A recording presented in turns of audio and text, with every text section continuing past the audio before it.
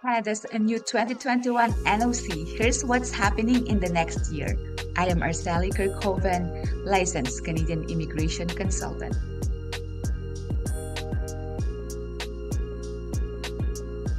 The Canadian government's immigration branch has announced that select economic class and foreign worker classifications will be modified by the fall of 2022. Statistics Canada creates and updates the Canadian NOC or National Occupation Classification to classify the country's labor market as it changes over time. The classifications are given their most significant review every 10 years. The previous major review was in 2011, with the latest review occurring this year. Immigration Canada uses the NOC eligibility criteria to assess qualifying applicants for both federal and provincial governments in their skilled worker and temporary foreign worker programs. With Express Entry System, federal skilled worker candidates must demonstrate they have employment experience in a NOC that falls under one of the following codes. NOC O, skill type O jobs are usually managerial in nature. NOC A, skill type A jobs are professional in nature and usually require a university degree. Or NOC B, skill type B jobs are skilled trades occupations that usually require a college diploma or training as an apprentice. At the moment, NOC 2016 is being used by the Department of Immigration, Refugees and Citizenship Canada or the IRCC and Canada's provinces and territories to assess eligibility for skilled worker immigration programs. The Department of Employment and Social Development Canada or ESDC has also been using NOC 2016 to evaluate labor market impact assessment or the LAMIA applications. A labor market impact assessment or LAMIA is a document that an employer in Canada may need to get before hiring a foreign worker. A positive LAMIA will show that there is a need for a foreign worker to fill the job.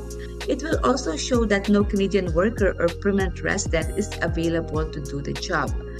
At that point, a foreign worker can take their LAMIA and job offer letters in support of their work permit applications to IRCC.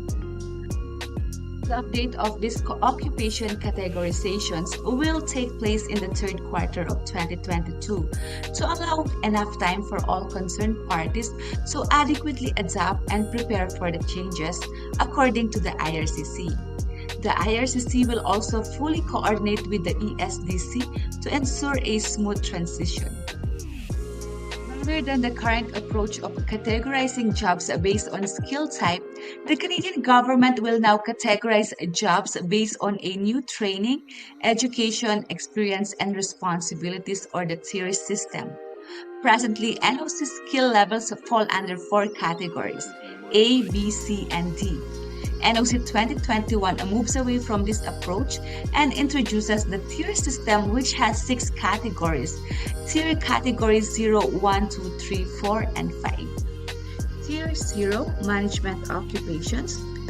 Tier 1, completion of a university degree, bachelor's, master's, or doctorate, or several years of experience in a specific occupation from tier category 2 when applicable.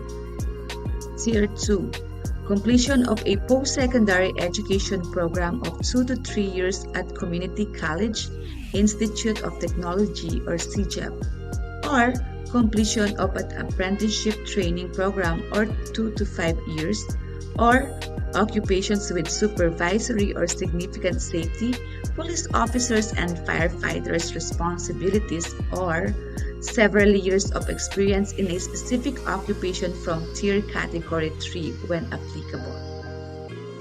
Tier 3, completion of a post-secondary education program of less than 2 years at community college, Institute of Technology or CEGEP, or apprenticeship training of less than 2 years, or more than 6 months of on-the-job training, training courses or specific work experience with some secondary school education, or several years of experience in a specific occupation from tier category 4 when applicable. Tier 4, completion of secondary school or several weeks of on-the-job training with some secondary school education or several years of experience in a specific occupation from Tier Category 5 when applicable.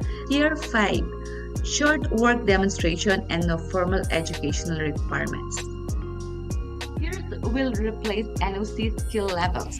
The new tier system adopts the recommendation of Statistics Canada and will quantify the ability to qualify for an occupation based on experience and education, rather than on skill levels as has been the case with NOC classifications.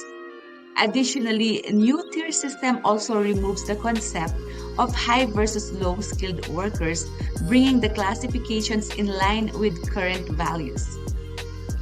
What are the next steps for those affected? The first step is to ensure that the applicant's NOC properly aligns with their immigration path. The second step will be to monitor how skill level B occupations will be managed by tier. Statistics Canada has noted that the B skill level has the largest pool of applicants due to its broad education and experience criteria. The third step will be to see how the high-skilled NOC will translate into tier categories qualifying for express entry programs. The new tier system has 516 occupations, up from 500 in NOC 2016. New occupations were created to reflect emerging fields in data science, cybersecurity, and others. It's going to be an interesting time to watch as these developments unfold. Should you have any questions about Canadian immigration, you may contact us.